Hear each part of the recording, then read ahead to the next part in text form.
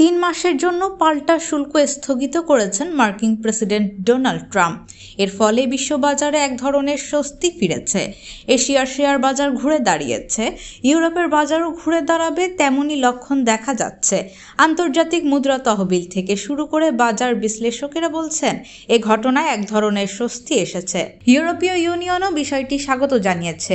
এর আগে যেভাবে চীন মার্কিন পণ্যে প্রতিশোধমূলক শুল্ক এবং তার জবাবে যুক্তরাষ্ট্র চীনের পণ্যে শুল্কের হার বাড়িয়ে যাচ্ছিল, তাতে পৃথিবী নতুন এক অভিজ্ঞতার সম্মুখীন হয়।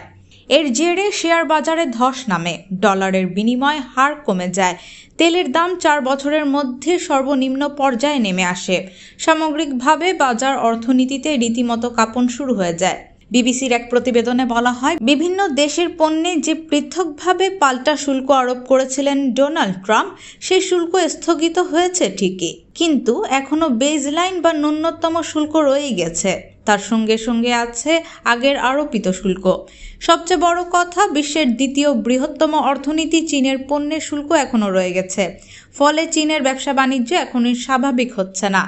এদিকে ট্রাম্পের হঠাৎ উল্টো পথে হাঁটার অন্যতম কারণ হলো বন্ডের সুদ হার বেড়ে যাওয়া এবং বিক্রির চাপ বৃদ্ধি। মার্কিন বন্ডের সুদ হার গতকাল 4.5% উঠে যায়। সেই সঙ্গে বিক্রির চাপ ফেড ও নীতি প্রণেতাদের চিন্তায় ফেলে দেয়। এমনকি $150 বিলিয়ন বন্ডের নিলামে নোটিশ পর্যন্ত দেওয়া হয়। আর সেটি হলে দেউলিয়া হওয়া ছাড়া আর কোনো পথ খোলা থাকবে না। সম্ভবত এই চাপেই ট্রাম্প শেষমেশ নতি স্বীকার করে নেন।